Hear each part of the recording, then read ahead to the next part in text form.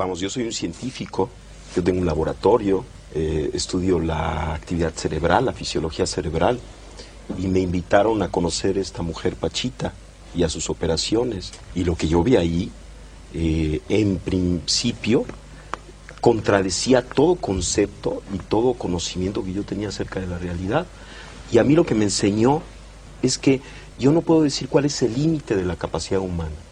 A partir de esa experiencia yo no me atrevo a decir el ser humano no puede hacer esto, el cerebro tiene tal límite en su potencialidad, sino que parecería que estamos dentro de un continuo extensísimo y no conocemos cuáles son los extremos de este continuo.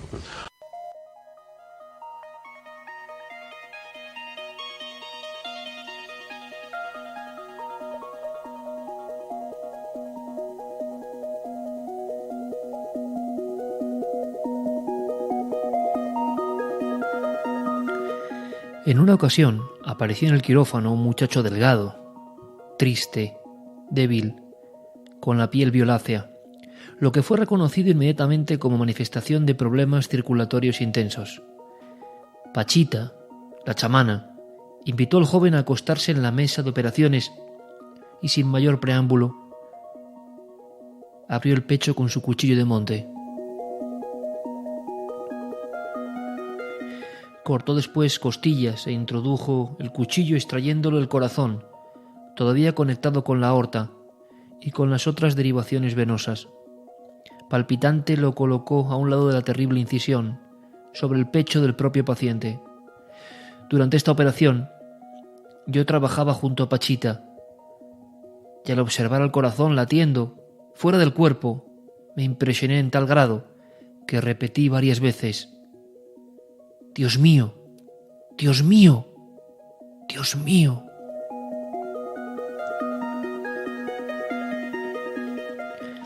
Ante esta manifestación de mi asombro, Pachita ladeó la cabeza y, llamando a uno de sus colaboradores, dijo: «Jacobo todavía no es uno de los nuestros».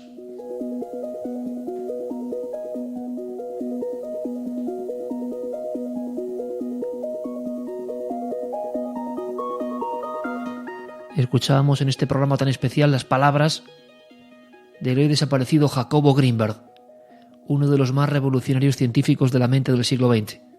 Un mexicano de origen judío que llegó a tener su propio laboratorio científico de investigaciones sobre la mente humana y sus espacios marginales y misteriosos. Un hombre que se jugó todo su prestigio, labradísimo, tras conocer a la misteriosa chamana, fallecida en 1979, Bárbara Guerrero, la vieja Pachita.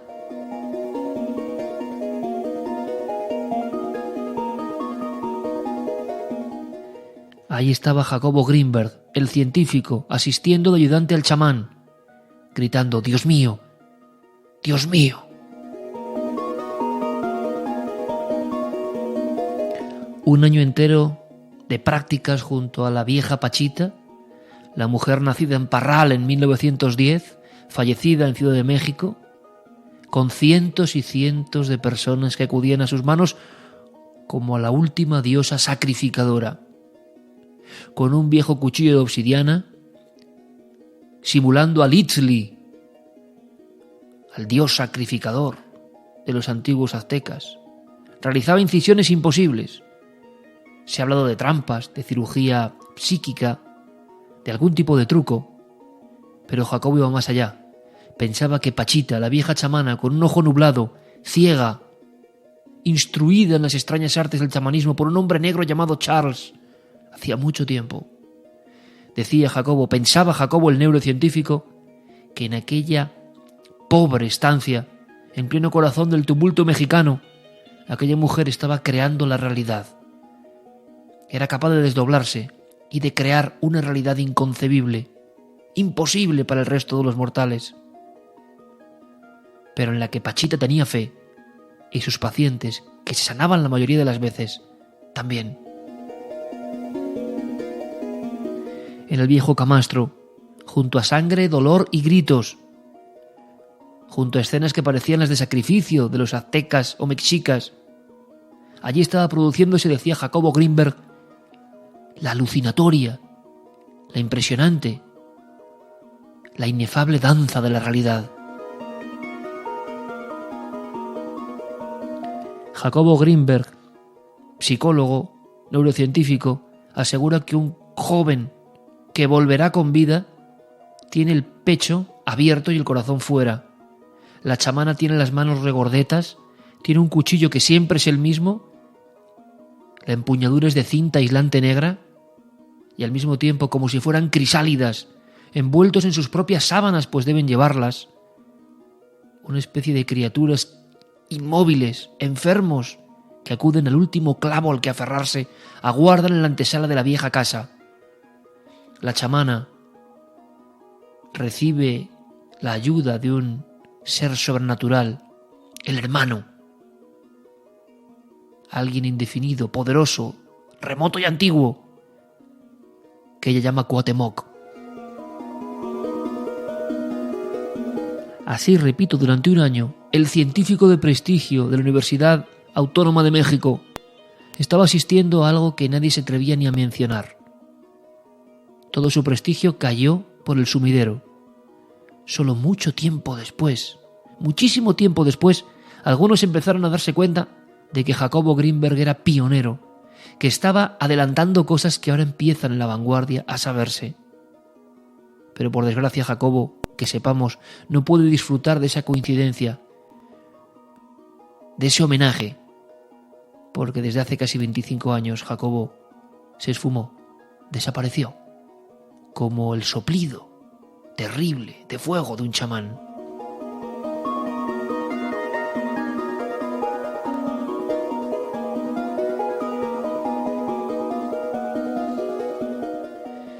No os negaré que este programa es muy especial, amigos de Universo Iker, muy especial. Esta noche yo quiero que aprendamos juntos la historia digna de una película fascinante como pocas de Jacobo Greenberg. Hacía tiempo que quería hincar el diente a este personaje, en el buen sentido.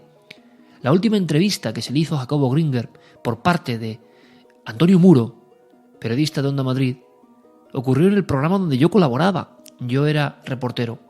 Pero han pasado 25 años prácticamente de aquella entrevista y yo era tan necio en aquel momento, o tan joven o tan atribulado, que tampoco presté especial atención a las propias palabras de Jacobo Greenberg.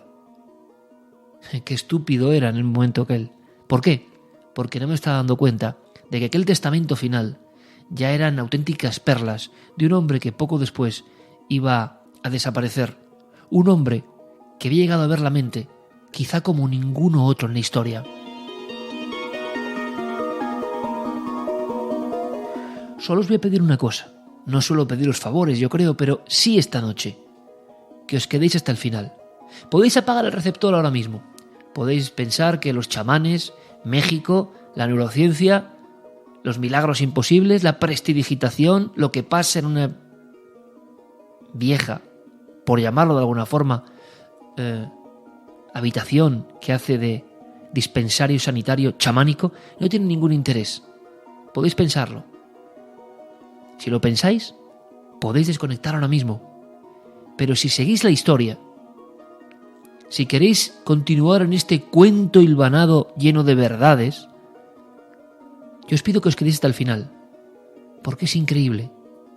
Porque es increíble el giro final de esta historia, de verdad. Por lo menos lo que yo he logrado averiguar de esta historia que sigo investigando desde hace años. Me he decidido hacer este Universo Iker porque hay mucha amiga, porque la mente, el chamanismo, las posibilidades de la conciencia, los fenómenos extraños, el prestigio y el desprestigio, los fenómenos de desaparición, todo se conjunta aquí. Tengo papeles sobre la mesa de corcho de esta pequeña habitación y yo creo que puede merecer la pena, porque ese hombre que gritaba Dios mío en aquella estancia llena de sangre era un científico que había dado el paso. Había oído hablar de Bárbara Guerrero, Pachita, y no quería ser simplemente una nota al pie, uno de tantos chamanes mexicanos que él investigaba desde el punto de vista de las personas que, entregadas a una fe, logran generar un efecto placebo curativo. Hasta ahí todo normal, hasta ahí todo correcto, nada especialmente escandaloso. Muchos científicos mexicanos se han interesado por el ramal antropológico de esa cultura que viene de muy antiguo. Lo que no esperaba Jacobo era verse sobrepasado, era asistir a cientos de sesiones donde se abrían cuerpos, donde los pacientes sufrían, donde eran capaces de aguantar sin anestesia las aberturas, confiando en el poder del hermano, Cuauhtémoc, encarnado en Pachita.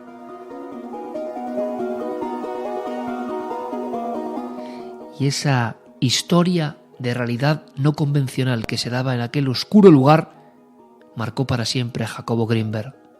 Nunca volvió a ser el mismo. Jamás. Es la historia de un científico transfigurado por el encuentro con el chamán.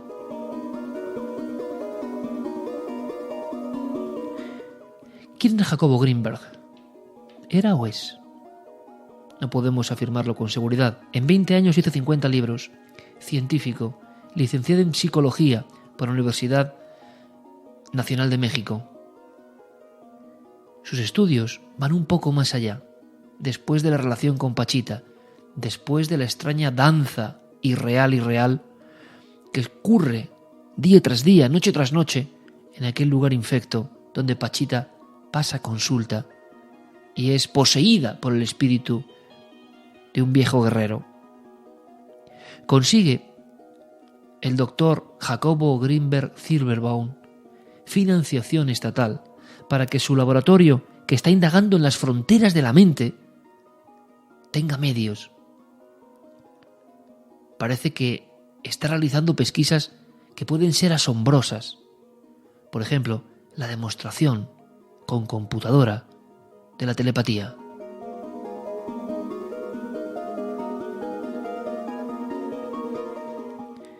Jacobo Grinberg, aunque fue un secreto durante mucho tiempo, conoció a la vieja chamana,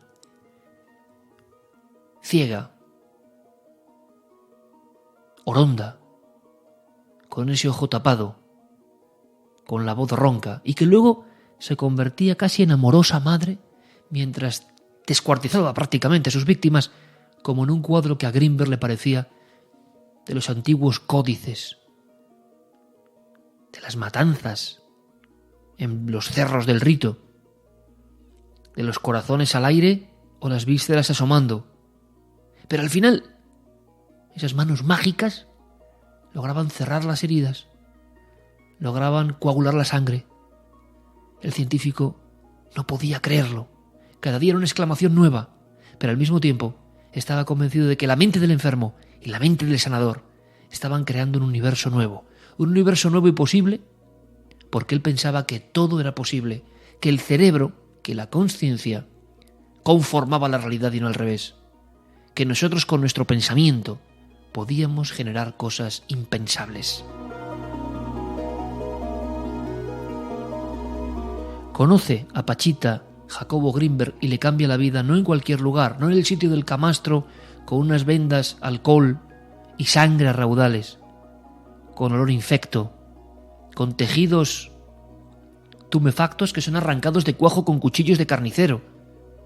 En ese espanto no conoce Grinberg a Pachita, la conoce en la residencia presidencial, ni más ni menos.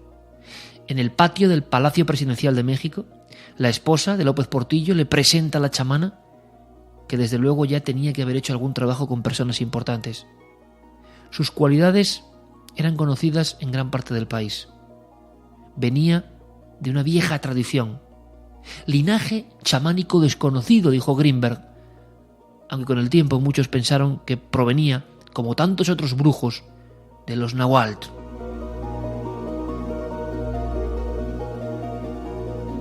En 1966, las pesquisas de Grinberg le dan fuerza y finanza, repito, para realizar como obra pionera, no solo en América, sino en el mundo prácticamente, excepto en Estados Unidos, el laboratorio de psicofisiología de la Universidad Harvard, dentro del departamento de la Universidad Nacional de México.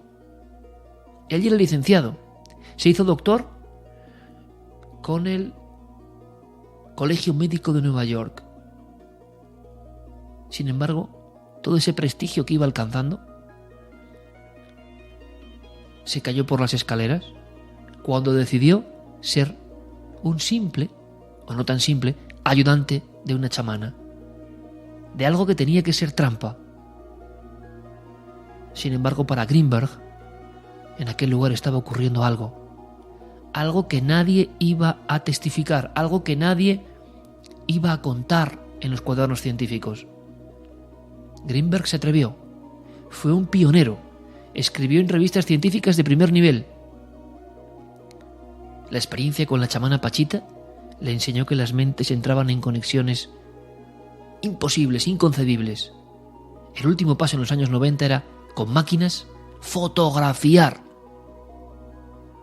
esas mentes gemelas, esa capacidad de transmisión del pensamiento, esa capacidad de crear realidad a través de la mente. Y en todo eso trabajaba Grinberg hasta su último día, su último y misterioso día.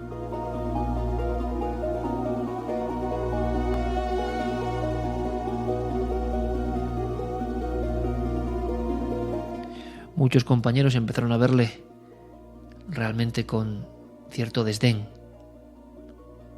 como un loco, alguien que había pasado de la vanguardia al delirio. Él pensaba que todo el mundo, todo el universo, todo lo conocido, estaba tejido por una urdimbre y que la complejidad neuronal de cada cerebro podía modificar esa red que es el todo y generar cosas ante los presentes inexplicables. Solo así podía dar algún tipo de consistencia a lo que estaba viendo en aquella vieja casa, donde Pachita de pronto, cambiando la voz, alzando el cuchillo, aseguraba que Cuauhtémoc, el hermano, había llegado.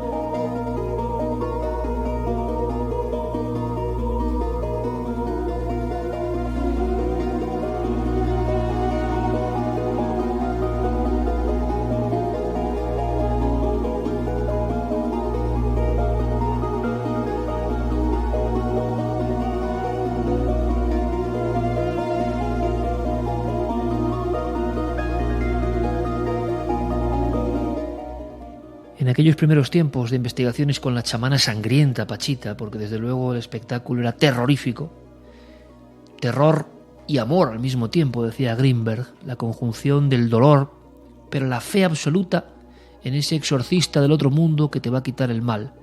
Eso era la danza de la realidad.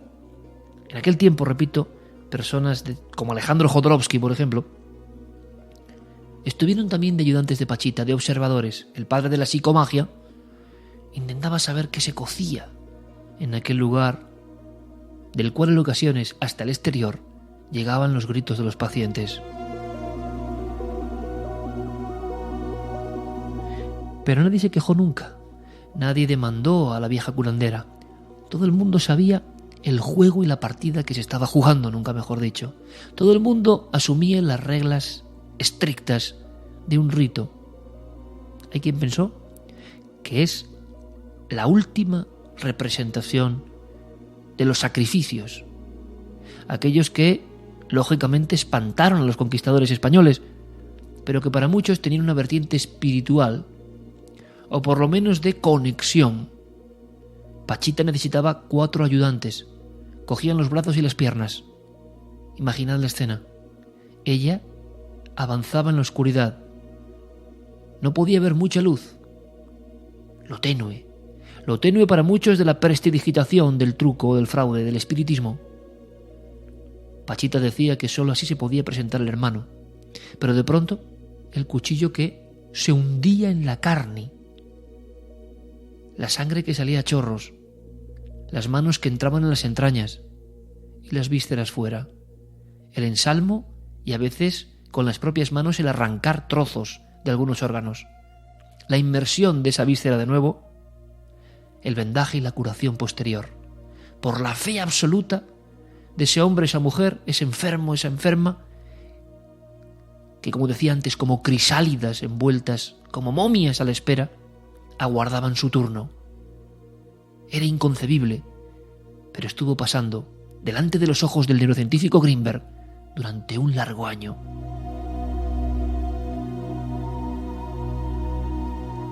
Jodorowsky, con su pluma ágil, dejó constancia de su propia experiencia.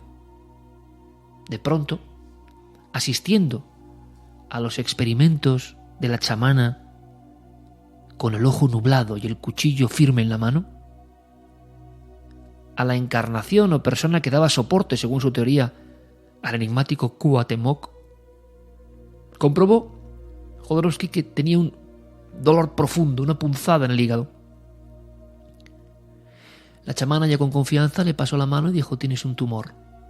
Luego colocó un huevo en la zona precisa donde estaba el pinzamiento, la aguja, la molestia. Para Jodorowsky era insoportable, y entonces ocurrió una escena en la que pudo perder la vida el artista, pero que también le marcó profundamente. Se puso en manos de Pachita, se puso en manos de la chamana del cuchillo.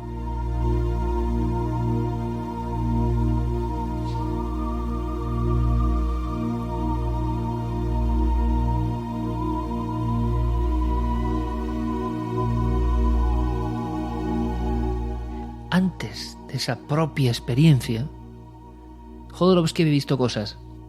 Greenberg también, a veces los dos al mismo tiempo, como una selecta comitiva a la que le era permitido observar los secretos del rito, sin ningún miedo por parte de los 4 ayudantes, personas del pueblo, de un nivel cultural muy bajo, pero que Pachita desde siempre, desde hacía décadas, había elegido. Jodorowsky había visto cosas y por eso se fió de la chamana. Pensó que era también su última solución. Poco antes de su propia intervención, en el hígado, Alejandro Jodorowsky escribía lo siguiente: de pronto, lo que parecía una anciana cansada, lanza un grito estentórea, alza el brazo derecho y se pone a hablar con voz de hombre. Hermanos queridos, doy gracias al Padre por permitirme estar de nuevo con ustedes. Traedme al primer enfermo.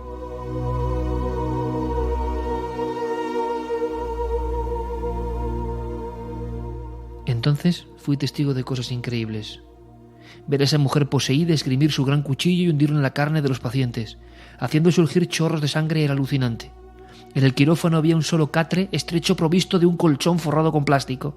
El paciente debía traer su propia sábana, 1 litro de alcohol, un paquete de algodón y 6 rollos de vendas. Cubriendo el lecho, con su sábana, el enfermo se acostaba. Un ayudante, de manera ceremoniosa, le pasaba el largo cuchillo de monte a la curandera. La empuñadura estaba recubierta y forrada con una cinta negra de aislar, y la hoja sin filo tenía grabado un indio con penacho. La vieja auscultó el interior del vientre de un enfermo, levantó la mano, hizo un gesto y de pronto aparecieron unas viejas tijeras. Cortó algo a la altura de la vejiga que produjo una insoportable hediondez. Luego sacó una nauseabunda masa carnal que Enrique, el hijo de Pachita, envolvió en papel negro. Después extrajo un frasco con una nueva vejiga, la colocó junto a la herida y fue absorbida sin que nadie la empujara, hacia el interior del cuerpo. Colocó unos algodones embebidos en alcohol sobre el propio tajo. Los presionó un momento, limpió la sangre y la herida sin cicatriz desapareció.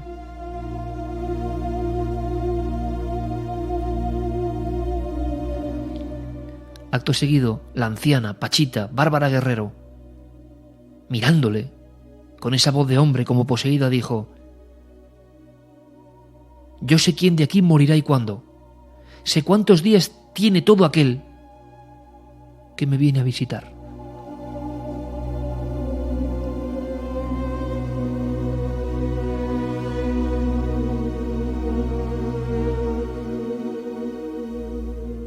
En aquella estancia del populoso México, algo milagroso estaba pasando.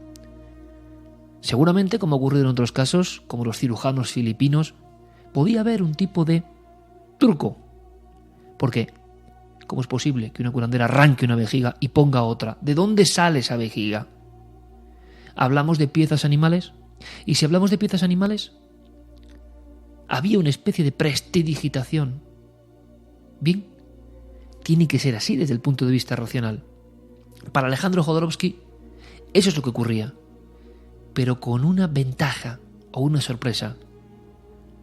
Ese truco, esa utilización, ese fraude aparente, esa psicomagia, era creída por el enfermo, que veía efectivamente una vejiga, que veía la sangre, que sentía el dolor, pero que creía ciegamente en el poder de la chamana. Y la chamana creía en que su operación de psicomagia, su rito, su show, podríamos decir, iba a llegar a curar de verdad a esa persona que iba a regresar sanada. Por tanto, utilizando una especie de mascarada, paciente y sanadora, enfermo y chamana, tenían el pacto, el acuerdo, la mente de uno y otro, interactuando, iban a llegar a curar. Lo de menos, según Jodorowsky, eran las vísceras, era el truco, era la escenografía, era lo hediondo, era la sangre. La persona enferma era capaz de resistir un dolor irresistible en cualquier otra condición. La persona enferma aguantaba sin anestesia que le abriesen un brazo, una pierna, la barriga, el pecho. La mente, la fe, estaba haciendo sellar el dolor. Por otro lado, sabedora de su poder, la curandera, la chamana, sabía que todo eso iba a ocurrir si nadie rechistaba, si nadie se salía de la norma, si nadie desobedecía las viejas leyes de la curación chamánica. La danza de la realidad, por tanto, sin llegar a la realidad física, estaba operando en otro lugar. Nadie desciende en su mente hasta esa fe absoluta, hasta abandonarse a una chamana ciega, oronda y con un cuchillo sin filo en la mano. Ese era el milagro para Jodorowsky. Sin embargo, para Jacobo había algo más. Pachita, como otros de su linaje, como otros antiguos a lo largo del planeta, eran capaces de realizar una coordenada de pensamiento, una función mental, de alterar el campo de la realidad de una forma distinta. Como si fuera el egregor de los antiguos griegos. Eran capaces de materializar cosas porque realmente lo creían al mismo tiempo que lo creía el paciente. La visión periférica, diferente, marginal, de paciente sometido a esta especie de rito increíble y a la fe de la chamana, producían el milagro hasta en el punto de vista físico. Para Grinberg, ahí hubo cosas reales. El corazón salía del pecho de verdad. No era un corazón de animal. No había truco ninguno. Estaba pasando de verdad. Por eso a veces tenía que gritar: Dios mío, Dios mío, Dios mío.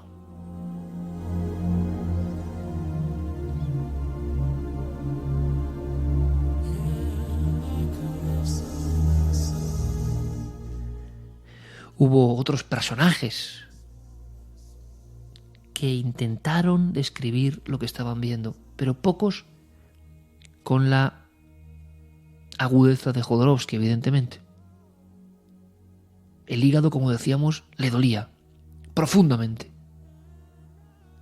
¿Y qué le pasó cuando se puso sobre el catre? Hizo un rollo con mi piel y dio un corte. Oí el ruido de las 2 hojas de acero. Comenzó el horror. Aquello no era teatro.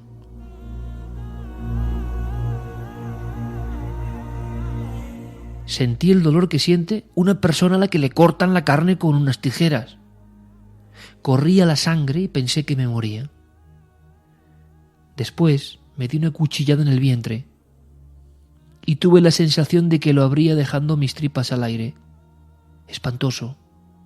Nunca me había sentido tan mal.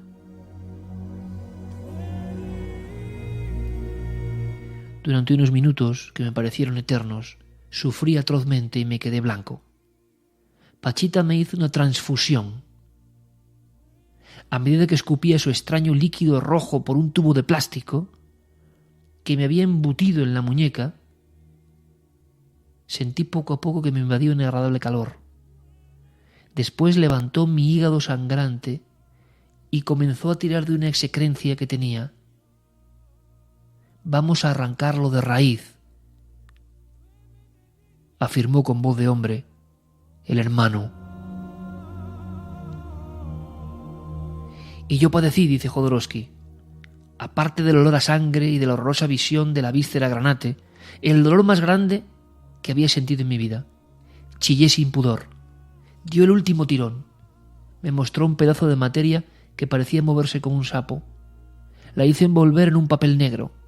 Me colocó el hígado en su sitio. Me pasó las manos por el vientre, cerrando la herida, y al momento desapareció el dolor. Me vendaron, me envolvieron en la sábana, me llevaron al salón y me acostaron entre los otros operados. Allí me quedé, inmóvil media hora, feliz de estar vivo. Pachita, limpiándose la sangre, se arrodilló junto a mí, me tomó las manos y me preguntó cómo me llamaba. Luego me estrechó entre sus brazos y me entregué a ellos con sed de madre. Cuanto más pedí, más me dio. Quise en ese momento un infinito cariño y obtuve un infinito cariño. Sí, Pachita conocía el alma humana y sabía utilizar muy bien una terapia que mezclaba el amor y el terror.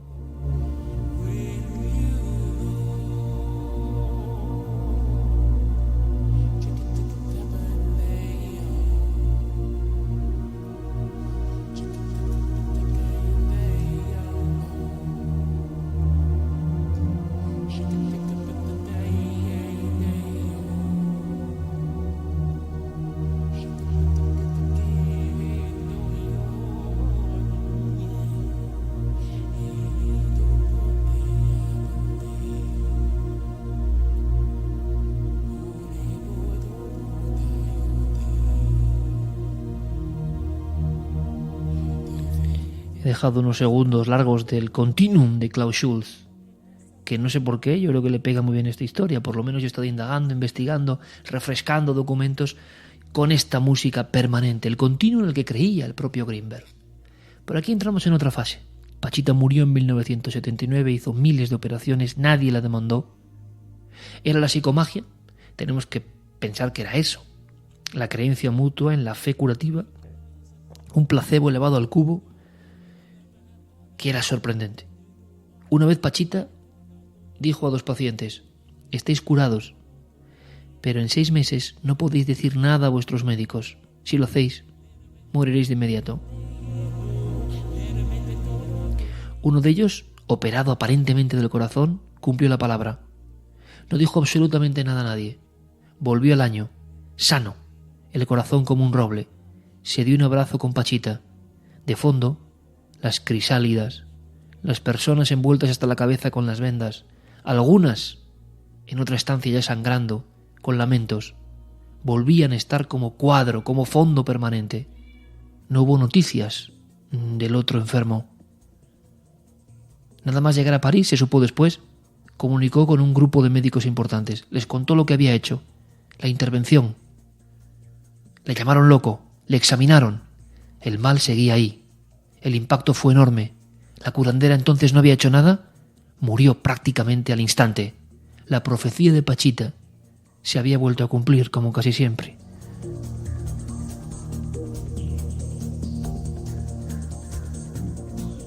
Lo que queda claro es que esta mujer, que había sido batalladora junto a Pancho Villa, que había perdido un ojo, la visión de un ojo y después la del otro, que fue instruida por chamanes de linaje desconocido, era un caso único. Los cirujanos filipinos fueron un burdo fraude rápidamente descubierto. El cirujano psíquico C. Arrigo pudo ser uno de los casos más extraños. La medicina brasileña lo acorraló porque sus tijeras eran oxidadas, la sepsia era nula, pero aparentemente las colas de personas que creían en él eran enormes. Acabó en la cárcel. Searigo. Pero el caso de Pachita era absolutamente sorprendente. El nivel de las sangrías, de los destrozos, no eran compatibles en ocasiones con la vida. Y entonces, ¿por qué aquellos pacientes sin asepsia seguían vivos? Si solo había habido un manejo de las vísceras sobre su tripa, ¿cómo habían creído en eso? El poder de la chamana, la oscuridad de las velas, ¿eran capaces de generar esa fantasmagoría? Pero entonces, ¿por qué algunos aparentemente se curaban? ¿Por qué seguían las colas? ¿Por qué funcionaba la mente de Pachita sobre la herida y la enfermedad? Una de las ayudantes le contó a Jacobo Greenberg una de las escenas más terroríficas. Habitualmente había 8 manos, los 4 ayudantes, y las de Pachita con el cuchillo. Pero esta mujer decía, con miedo, que todos los ayudantes miraban hacia otro lado. Simplemente aseguraban al enfermo. Dice que sobre las manos de Pachita, o paralelo a ellas, aparecían 2 manos blancas que transmitían frío. Todos estaban convencidos de que eran las manos de Cuauhtémoc, el hermano sobrenatural. Son escenas de algo que pasó en México durante muchos años. Pachita, curiosamente, se dejó fotografiar. No hay muchas imágenes de ella. Sí de las operaciones. Son terroríficas. Pechos abiertos. Heridas que se ven por dentro perfectamente. Sajar con el cuchillo y meter las manos dentro. No como la hendidura típica de los filipinos que doblaban los dedos y generaban un charco de sangre de animal. Aquí se ven perfectamente las heridas, pero no hay muchas más fotografías. Pachita accedió y luego, como decía ella, pasó a otra dimensión, se evaporó. Curiosamente, el final de Jacobo Greenberg, el alucinado científico que cambió su forma de ver la vida, que estaba allí, tiene ciertos paralelismos con la chamana.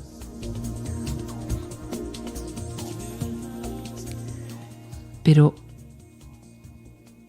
¿qué hizo Jacobo Greenberg después de aquellos experimentos con Pachita? Pues seguir investigando.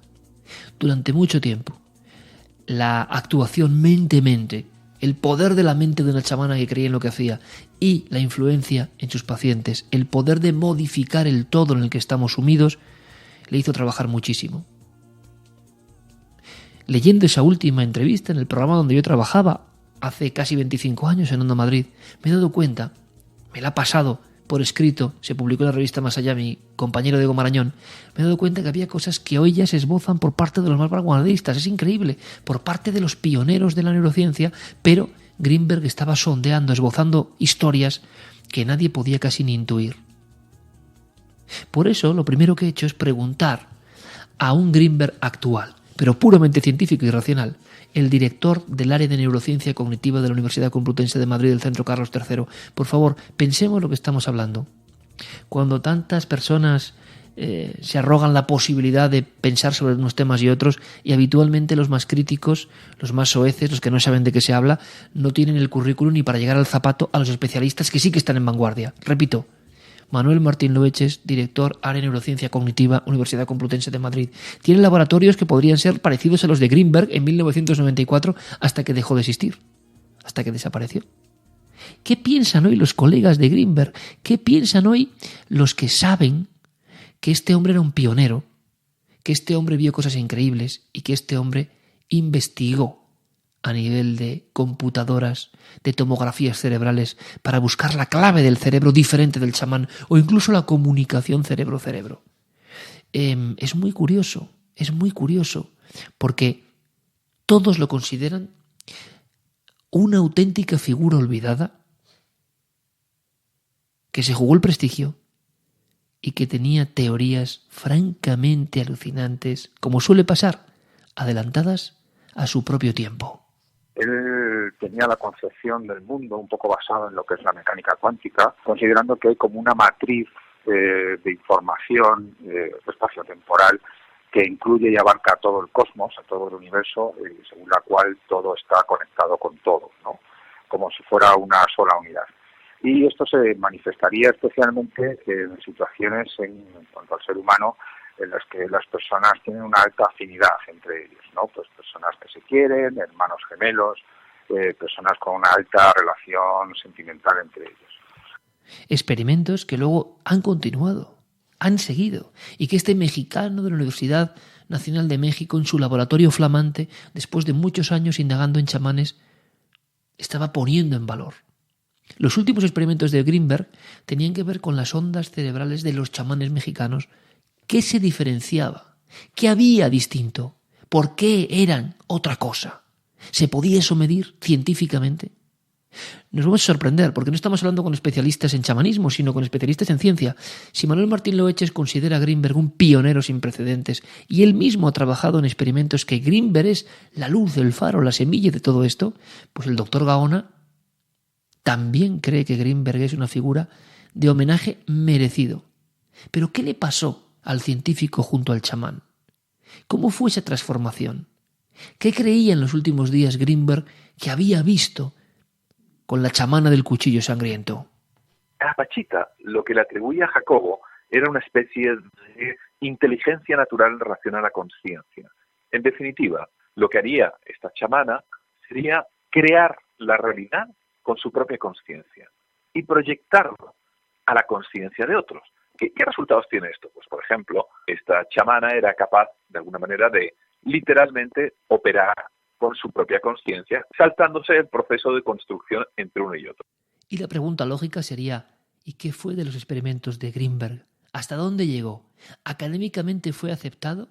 ¿El científico, neurocientífico, experto en el cerebro, indagador de la mente, reseteado por la experiencia salvaje, imposible con una chamana, llegó realmente lejos en sus trabajos especializados?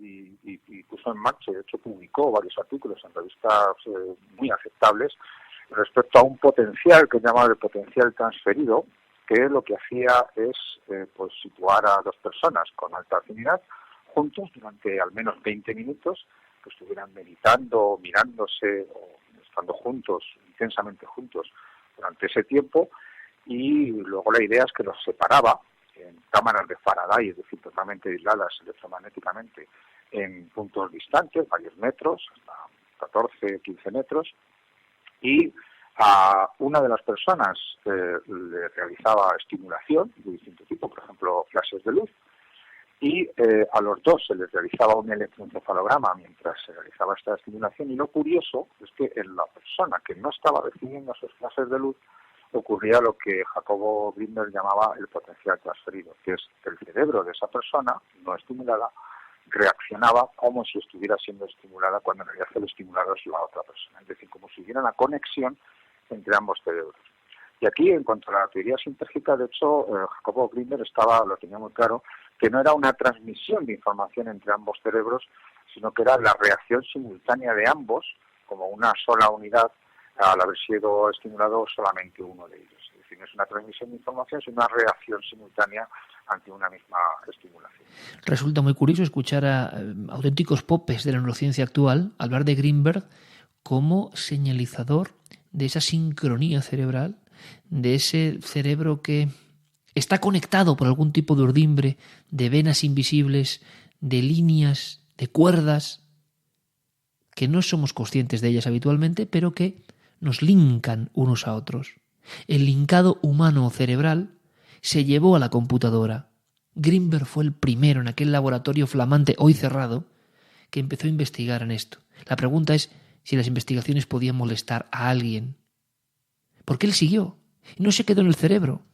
Otro concepto de Greenberg, pionero, era la dermoóptica. ¿Qué estaba buscando este sabio de la mente en los niños? Lo que ideó este profesor es que precisamente a través de las manos se podían percibir incluso pensamientos, ideas y sentimientos de otras personas. Digamos que la conexión neural de las manos, de las palmas de las manos, es una de las más desarrolladas, especialmente en el ser humano. El campo neuronal que se genera en una persona podría afectar al campo neuronal que se percibe por las manos de otras personas. Tengamos en cuenta que Jacobo Greenberg estuvo en contacto durante mucho tiempo también con los chamanes de México y aprendió muchas enseñanzas de estas personas y lo que sería la comunicación telepática o no verbal a distancia y a través de canales, como por ejemplo las manos, especiales para la sensibilidad de las personas. Esa es un poco la base de la dermóptica.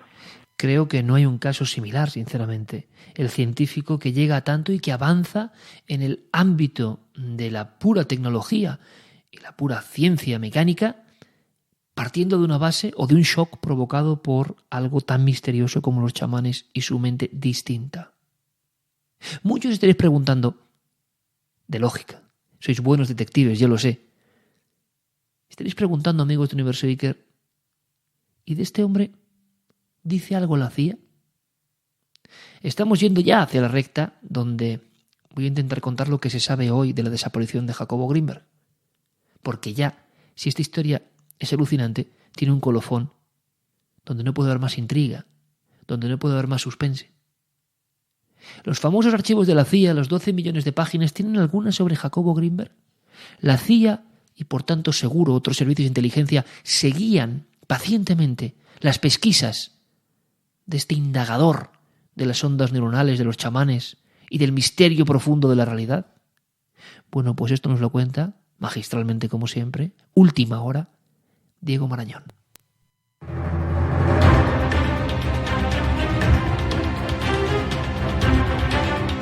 Su nombre está ahí, oculto entre los 12 millones de páginas divulgadas hace unas semanas por la Agencia Central de Inteligencia. Se trata de un par de documentos de referencia, pero no parece casualidad que los artículos de Jacobo Grinberg estén incluidos precisamente en la inmensa colección del proyecto Stargate, el programa militar puesto en marcha en 1978 que pretendía utilizar herramientas psíquicas y sobrenaturales en misiones de espionaje.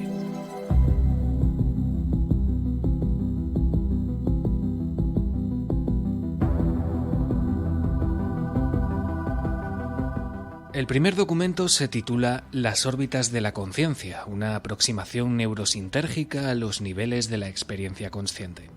A lo largo de 8 páginas, Grinberg explica los fundamentos de su teoría sobre la conciencia, haciendo especial hincapié en la interacción entre el campo neuronal de nuestro cerebro y la estructura energética del espacio, también conocida como el campo cuántico. El artículo se publicó originalmente en 1983 en la revista Psychoenergetics, centrada en investigaciones sobre física aplicada al campo de la parapsicología. La CIA consideró, sin embargo, que su contenido debía ser incluido en sus archivos. ¿Pero por qué? ¿Por qué Jacobo Grinberg llamó la atención de la agencia y no sus otros colegas? ¿Por qué el resto de artículos aparecen tachados, descartando su relevancia para las investigaciones del programa? ¿Qué tecla había tocado, quizás sin saberlo, el investigador mexicano?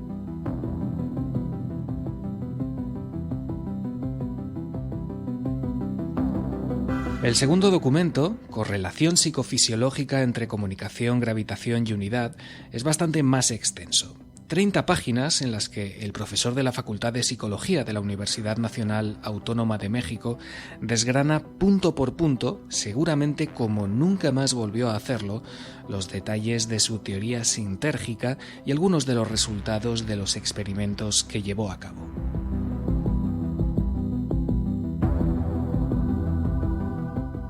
Aunque jamás pudo ser demostrada, una de las muchas teorías que en su día sonaron en relación a la desaparición de Grinberg involucraba precisamente a la CIA. Algunas voces señalaron su implicación en el secuestro del científico mexicano ante una hipotética negativa para colaborar voluntariamente con ellos. Lo que en 2017 ha dejado de ser una especulación para convertirse en una realidad comprobable es el interés que la agencia demostró ante unos trabajos que podrían haber revolucionado uno de los programas más asombrosos de cuantos se pusieron en marcha en aquella época. ¿Cuál fue el verdadero alcance de la relación entre el Dr. Jacobo Grinberg y el proyecto Stargate?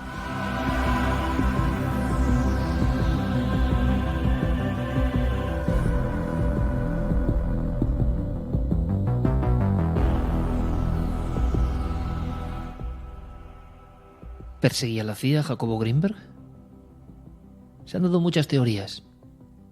¿Pura fábula, pura leyenda? ¿Interesaban sus trabajos, sus textos? ¿Por qué están ahí en los archivos? porque esas páginas perfectamente enmarcadas demuestran que Jacobo Greenberg sí fue seguido por la larga sombra de la Central de Inteligencia Americana.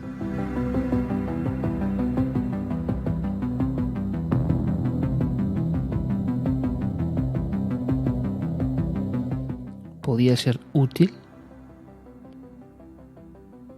¿Sus trabajos tenían prórroga? Con la tecnología de hoy, ¿dónde se podría llegar? Son preguntas que nadie puede responder hoy.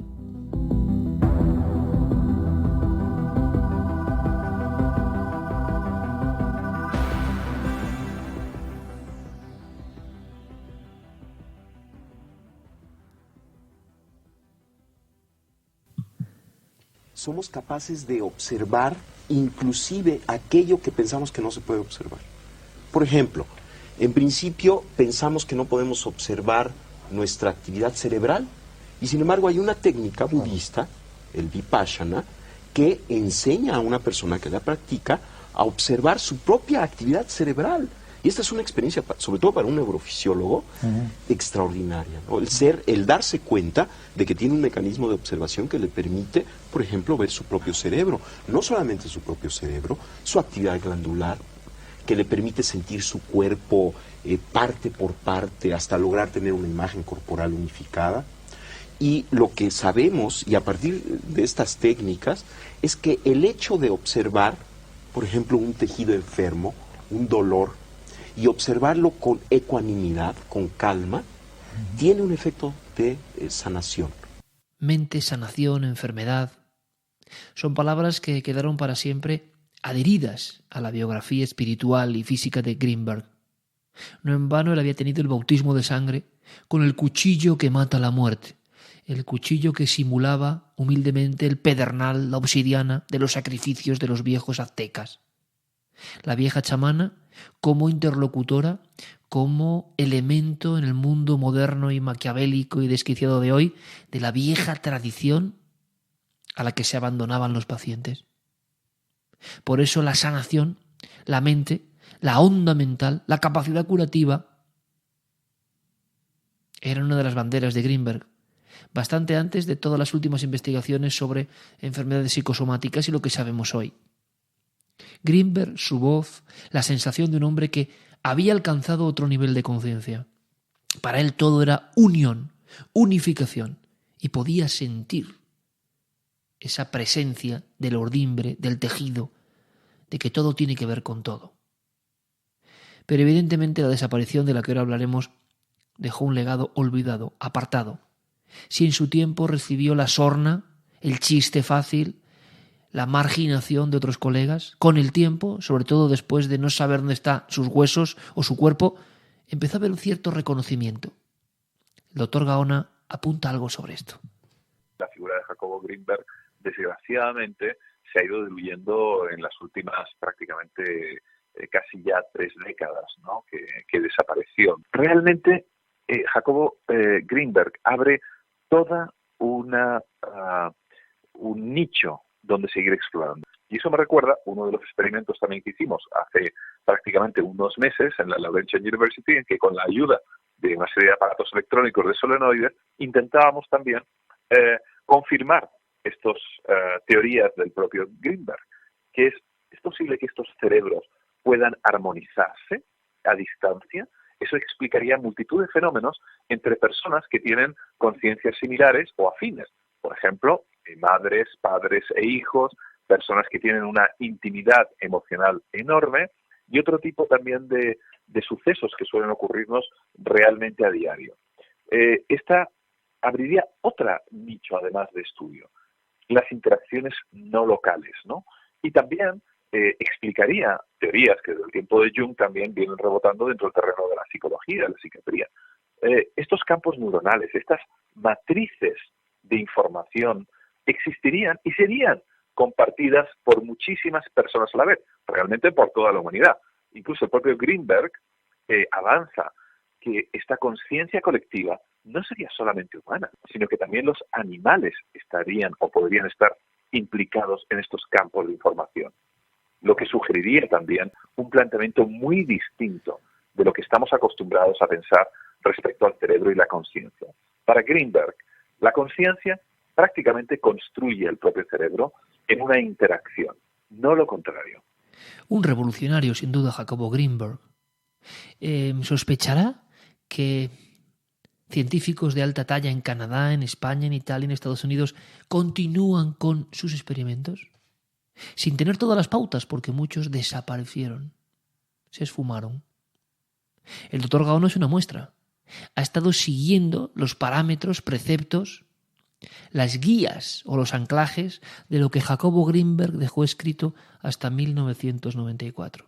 Y según nos cuenta el doctor, los resultados son sorprendentes. Lo que intentamos fue sincronizar cerebros entre Berlín, Madrid y Sudbury, en Ontario, Canadá, y los resultados fueron óptimos. Hubo una sincronización entre los cerebros. Yo fui, de hecho, uno de los participantes a la hora de comenzar a vibrar. Esto estaba realizado mediante control electroencefalográfico. Comenzamos a vibrar las tres personas en prácticamente las mismas frecuencias con sus ondas cerebrales.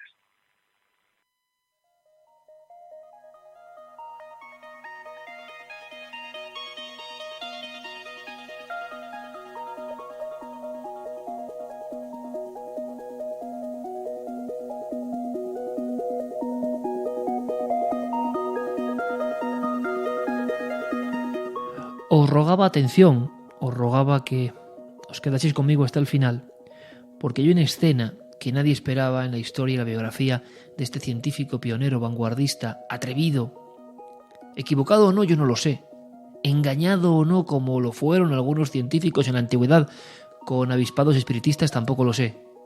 La diferencia es que luego el legado, el torrente, 50 libros en 20 años, y a cada cual más críptico, más interesante, más releíble, porque parece que cambia con los tiempos, que se adelanta a cosas, que va paralelo a historias que nadie había contemplado. La obra de un auténtico genio. Jacobo Greenberg, 50 libros. ¿Engañado o no? El engaño, como en la propia danza de la realidad, le permitió ser catapultado hacia lugares insondables. Lo que sabemos es que de los pocos en el mundo que se interesaba por esto, era él. Uno de los muy escasos ejemplos de científicos de vanguardia, que hoy hay más, pero no en los años 70 y 80. La escena ocurre en un lugar llamado Cerro del Tepozteco, un lugar de culto desde el año 1130. En aquel lejano siglo XII había sacrificios en el Cerro del Tepozteco. Era el lugar de culto de los dioses guerreros mexicas. La carretera que va de Morelos hacia Cuernavaca, hacia la derecha, tiene unos altares de piedra, una especie de sillares. Hoy se sabe que allí, en honor a varios dioses, algunos ya desconocidos o olvidados en el panteón mexica y azteca, se hacían sacrificios. Allí se invocaba con el rito. Allí, de alguna forma, 800 años antes de las operaciones sanadoras de Pachita, ocurría algo en lo simbólico, en lo conceptual, en la imagen, con el cuchillo de obsidiana, los ayudantes y el corazón fuera, algo muy similar.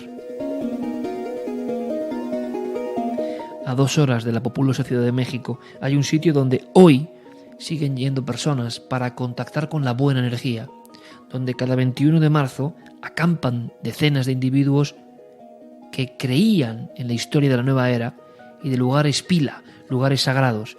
Sí, arqueológicamente nadie duda de que el Valle Sagrado del Tepozteco, con su montaña de más de 2.300 metros, es un enclave, es un iceberg de alguna manera en pleno interior de México, de piedra, de roca y de hierba, de animales desconocidos, con uno de los lagartos más venenosos del mundo. Es un lugar especial. Muchos amantes de los ovnis, de los ritos, del misterio, se concentran ahí. Allí tenía su casa, precisamente allí desapareció el investigador de la neurociencia, el psicólogo, el creador del primer laboratorio de la psicofisiología, Jacobo Greenberg Silverbaum.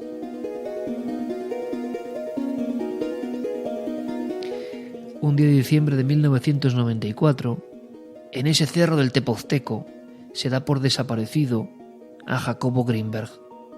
La policía asegura que puede ser un asesinato, que puede ser un secuestro o reclusión obligada. o que puede ser algún tipo de acción de disolución por parte de este individuo en algún tipo de comunidad críptica, extraña, desconocida. El jefe de la policía dijo: no hay cuerpo, no hay rastro, no hay móvil.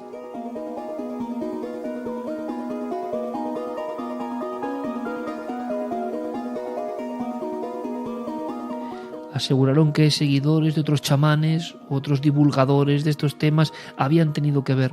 Se dijo incluso que había pasado a otra dimensión, como hacían los verdaderos chamanes, los más antiguos, que se funden con otro estado de las cosas. Se habló de Carlos Castaneda y su enigmática historia. La historia, en el fondo, de los investigadores de chamanes, de los científicos o antropólogos que contactan con lo antiguo, de ese laberinto donde nadie se aclara y donde, por supuesto, hay egos, navajazos figurados, metafóricos y reales, batallas terribles. Se habló también por parte de la familia de extraños movimientos de la segunda esposa de Greenberg, que acudió al lugar donde Greenberg daba clases y aseguró que estaba en un viaje. Se le vio con una mujer, según se publicó, rubia, de apariencia extranjera. Huyó de su hogar dejando al perro y los enseres. Se esfumó, como tragada por la tierra. Y alguien pensó: ¿la CIA o la KGB están detrás de Jacobo Greenberg? ¿La CIA o la KGB, de alguna manera, tienen interés en las investigaciones de este hombre? ¿Será posible? Preguntamos a Enrique de Vicente, porque desde luego el maestro, ¿quién va a conocer a Jacobo Greenberg? El maestro, ¿no? Está clarísimo. ¿Quién pudo tener que ver con él y quién pudo enterarse de cosas sobre la increíble desaparición, sin rastro, sin una sola pista, nada, de Jacobo Greenberg, que planeaba, por cierto, un viaje al Nepal? Planeaba un retiro para buscar otras formas de meditación y experimentar con nepalíes, niños, en laboratorio, a través de ondas cerebrales que se pudieran plasmar. Estaba entusiasmado, aunque dicen que su comportamiento era un poco paranoico, asustadizo, como si alguien le siguiese en los últimos días. Él había escrito sobre la posibilidad, curiosamente, de puertas adimensionales, de la capacidad de otras mentes ajenas a lo humano, que estuvieran influyéndonos de alguna manera. Pero seguía con el laboratorio, seguía con las investigaciones, seguía con la dermaóptica, seguía con la telepatía, y de pronto, ni más ni menos que en el Cerro Tepozteco, desaparece el rastro. ¿Qué llegó a saber el maestro Enrique sobre la desaparición más extraña de un investigador de la mente que ha habido en el mundo entero? Bueno, a mí, Luis Maggi, que era amigo de ambos y editor suyo en España, le pregunté: oye, ¿qué sabes de Jacobo? Y me dice: bueno, que está desaparecido. Vamos a ver, la explicación que él me dio, y la puedo dar porque Luis Maggi murió después en un accidente de coche, es que él pensaba que tenía que ver con, y es una de las hipótesis que están en Internet, con una segunda mujer de Jacobo Greenberg, que había tenido que ver. O sea, su hipótesis era, y la de otros, que se la había llevado por la Sierra Mexicana y ahí por algún motivo, no quiero entrar en detalles, lo había hecho desaparecer.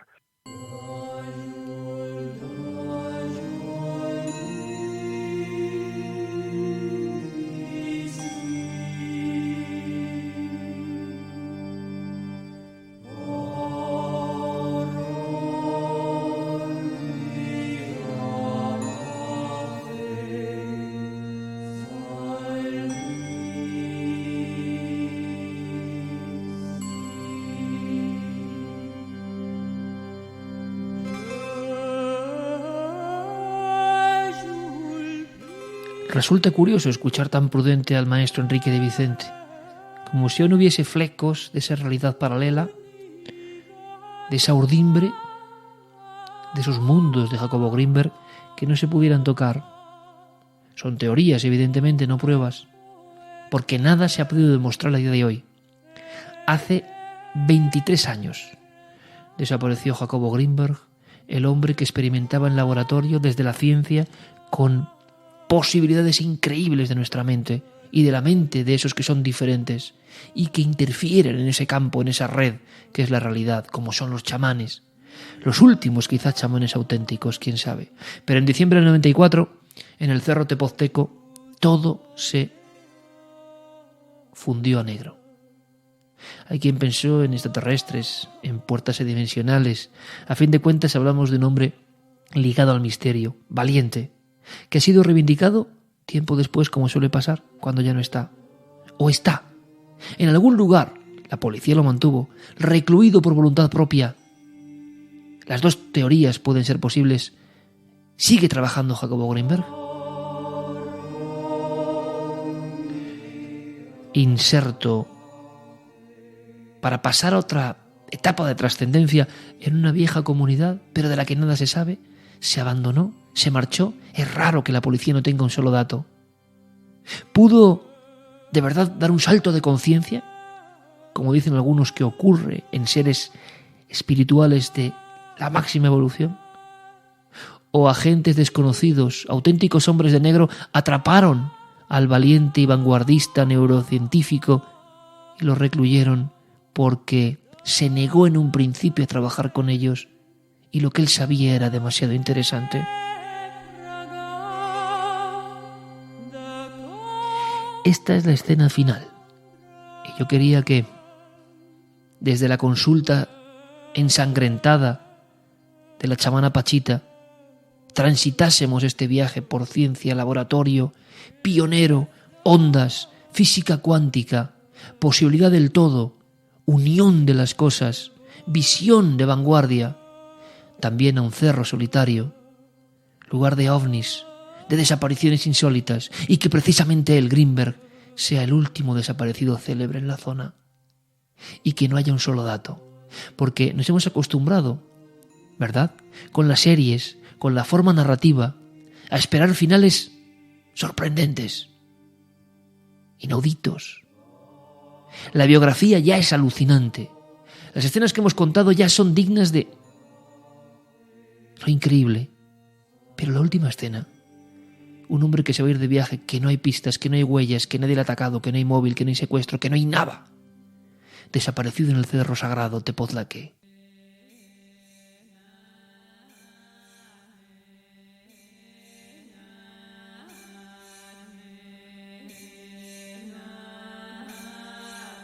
En su pequeña casa observaba los cielos y creía estar en un lugar protegido. Se equivocaba. Alguien nos lo arrebató. A día de hoy, el laboratorio de Jacobo Greenberg, con las luces, las palancas, las primitivas pantallas, los anhelos, las posibilidades, sigue bajo el polvo como estaba, cerrado para siempre. No ha vuelto a encenderse la computadora para intentar bucear en lo imposible. No han vuelto los niños que ven colores con las manos a ponerse en el sillón de los test. No ha vuelto a ver nadie la imagen de las ondas que, como si fueran gemelos de la conciencia, danzan al mismo tiempo. Todo clausurado bajo una fría llave. El profesor ya no está. Ya no hay quien siga su legado.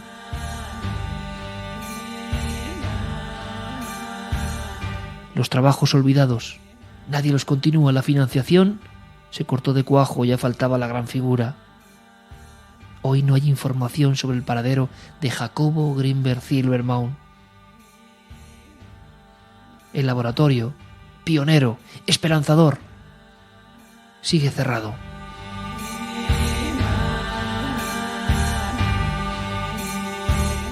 Y yo cierro este dossier, esta historia, porque me parece francamente interesante. Siempre la verdad supera cualquier ficción. Sea cual sea la hipótesis, tanto en las curaciones de Pachita, en las pesquisas de Greenberg sobre el cerebro o en la desaparición. Es una verdad construida a retazos de algo que se ha despedazado no sabemos por quién, como uno de los pacientes temerosos del cuchillo que mata la muerte. Como cuentan los chamanes, todos los auténticos que desde la prehistoria bajaban a otro mundo, descendían a un averno, Allí se enfrentaban a las fuerzas primigenias que les arrancaban en pedazos. Pero luego la luz los reconstituía. ¿Habrá sufrido ese viaje y esa profecía el profesor Greenberg? Han pasado 23 años, pero ojalá algún día tengamos noticias de un pionero valiente.